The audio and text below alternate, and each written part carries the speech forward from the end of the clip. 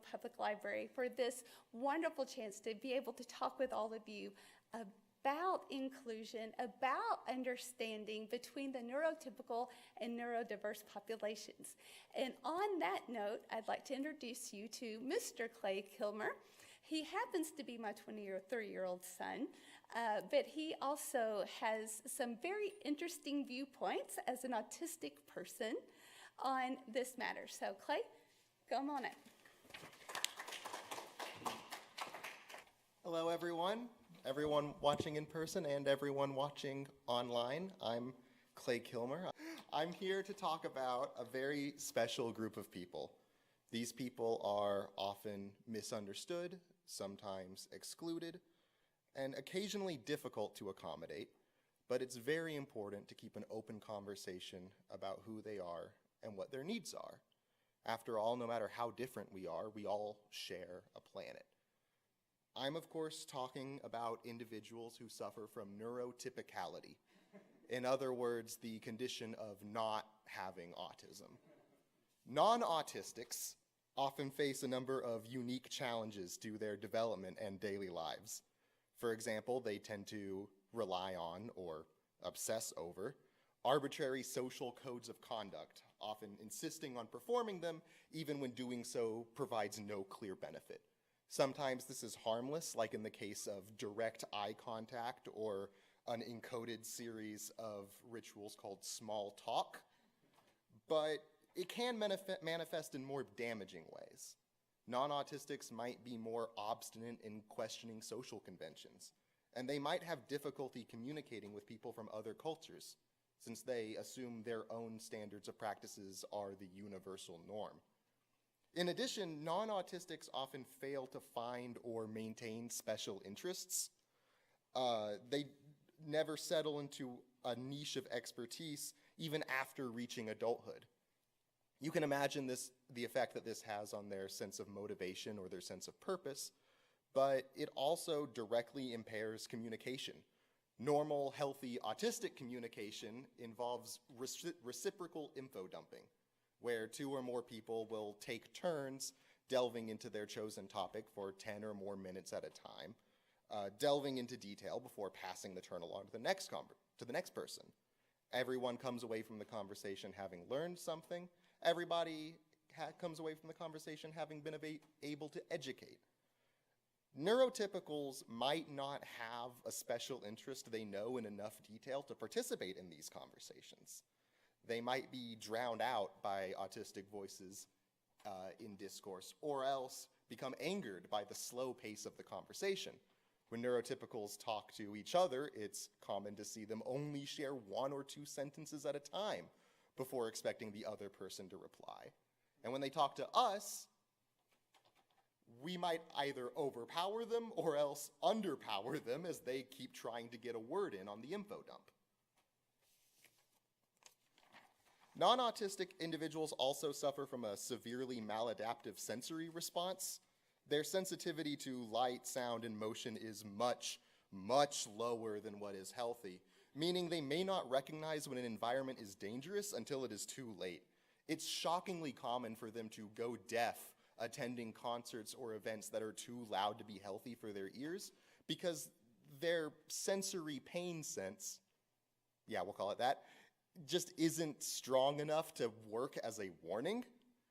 This symptom has potentially permanent consequences, and in my opinion, much more research needs to be done into what causes it and how it can be helped. Okay, I am to some extent joking. I'm here to talk about autism, not the lack of it, and not having autism isn't a disorder, officially. But I hope that I've illustrated one way autism is unique among disabilities. In some ways, yes, it is a disability. It directly impairs quality of life in a way that isn't true for people who don't have it. But in other ways, autism is only a disability because we are outnumbered and outvoted. Autism is largely defined by having difficulty in social interactions, but if everyone was autistic, those social interactions wouldn't be so hard for us. That's why I prefer the term neurodivergence to disorder. Autism isn't a step below the norm. It it's simply a branching path, a different way to be human. With that in mind, I'd like to shine a different perspective on the concept of accommodation. It's tempting to view accommodation as a gift given to the disabled. Here, you have it rough, take the good parking. This is a problematic perspective, I think. It robs the disabled of personal agency, and it robs the abled of personal involvement. No, I think accommodation is mutual, conversational, a two-way street between two parties on equal ground. If you'll bear with me, let me give an example. At the start of my freshman year in college, I was considering a career in aviation, so I called a local flight school to book an introductory lesson. I arrived at the campus in the earliest hours of the morning, where the whole world was bathed in alternating shades of orange and black, the sun just barely peeking over the horizon. I saw my instructor for the first time, we'll call him John, waving for my attention, backlit by the open door of the building. I waved back. It was only after we were both inside and he asked for my help getting started that I realized both of his hands were prosthetics. John was a double amputee at both wrists. Incidentally, he had lost his hands on his first flight when his instructor accidentally shut the engine off during takeoff, sending the plane coming back down. John kept attending flight school, got his license, flew commercial for 10 years, and then took up a career in training because John is a champion. To be fair, we like John. Or to be clear, we like John. He also definitely waited until we were already in the air to tell me that story, which is fair. Let's talk about prosthetic hands. Hands are complicated. They have what Mom and others in the medical field refer to as a lot going on. There are more bones in your hands and feet than there are in the entire rest of your body.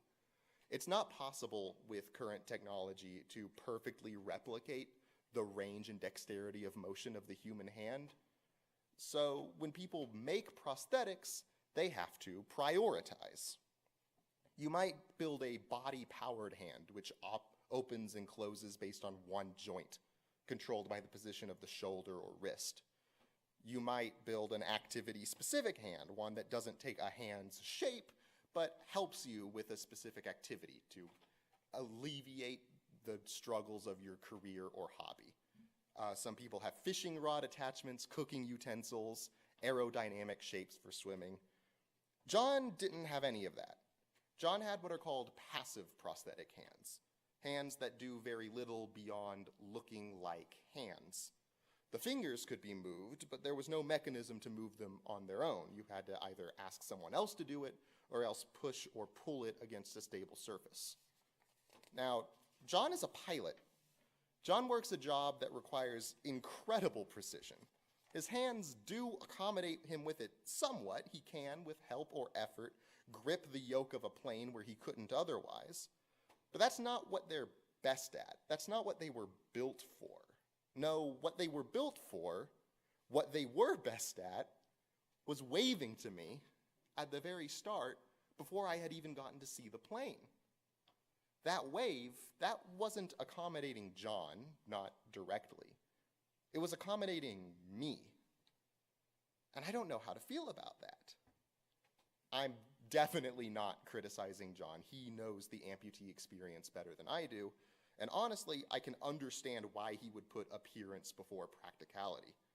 After all, it's not like our culture is very nice to people with physical differences. We have Disney villains with names like Captain Hook and Scar. I like those characters and the movies that they're from, but what do they say about the way that our society views those differences? Passive prosthetic hands are fascinating to me as a tool, but also as a metaphor. They call into question what our accommodations are actually for and what we're actually trying to do when we say we accommodate. What's more important to you, normalcy or practicality? Would you rather someone's disability be easier for them or invisible to you? Are passive prosthetic hands accommodations? Is the separation of conjoined twins, even when it might kill one or both of them, an accommodation. When people on the news talk about building neural implants that will, exact words, solve autism, as if such a thing were even possible, is that an attempt at an accommodation? And if so, for who? In a way, I'm accommodating you right now. I'm putting deliberate inflection into my voice, gesturing, making general eye contact with everyone here. These things aren't natural to me, but they're normal. And even if I don't like normalcy, I need at least a little bit of it in order to effectively communicate. I don't think that's entirely a bad thing. In fact, I think in general, making communication more accessible is good for everyone. But we should be calling it what it is. Normalcy is counterintuitively a really weird concept, right? I work a 40-hour cubicle office job. Is that normal? It feels like the most normal job a person could possibly have, and it feels like that's always been the case, even though the cubicle as a concept is younger than my grandmother, and the 40-hour work week is just barely skirting 100 years old.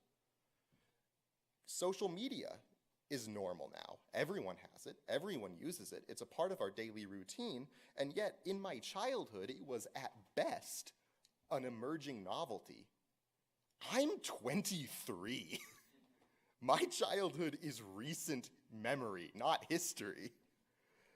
You, right now, are a living person, a self-aware, conscious animal, listening to another self-aware, conscious animal make about 44 distinct sounds with its mouth, placed in an incredibly complicated order so as to communicate concrete and abstract ideas. To our knowledge, that's not something that's happening on any other planet in the universe. Here's a secret. John not having hands isn't any more unusual than me having them. And my autistic mind is not any more unusual than your neurotypical one. There is no actual such thing as normal or abnormal. There's only familiar and unfamiliar. If you're setting out to accommodate the disabled, don't ask how you can make them normal to you. Ask how you can become familiar with them. In other words, let us be part of the conversation. As long as we're all living together, we're going to have to accommodate each other. So let's do it on the same page. Autism isn't a step below the norm. It's simply a branching path, a different way to be human. So at the end of my talk, I want to ask, what's wrong with being autistic? What's wrong with a different way to be human? And the answer, I hope you'll agree, is nothing. I want to argue not just in favor of the autistic, but in favor of autism. I like being autistic. I'm very privileged to be surrounded by people who allow me to like being autistic, who don't shame me for the way that my brain works. Others should be able to like being autistic too. We see the world in a fundamentally different way than other people. And while that means we don't pick up on things they take for granted, it also means the reverse is true. We find joy in insular details. We get to hyperfixate, learn everything about anything, tell people what we know, and hear them tell us the same. We don't understand or necessarily like social cues, which can give us access to the communities that live outside of them. Neurodivergent, disabled, queer, minorities, racial, religious, and cultural, people who are frequently dismissed, demonized, or misunderstood, and who are always so wonderful to know. If I had the option to go back to the start of my life and take away my autism, live fully without it, I would not. I'm not missing a puzzle piece in my mind. I have autism. If you could cure me of it, if that were even possible, you would be taking something away from me. Being autistic, I have seen too much hope and joy and community, both in the people who love me and in the wider autistic community, to ever want something different for myself. There's nothing wrong with not being autistic either, by the way. I know I made fun of you guys at the beginning, but it might not be who I am, but if it is who you are, that's beautiful. Fundamentally, the only wrong way to exist is alone. So let's accommodate. In the literal sense of the word, let's make room for each other. We're all here, and we're all together, no matter what. Thank you.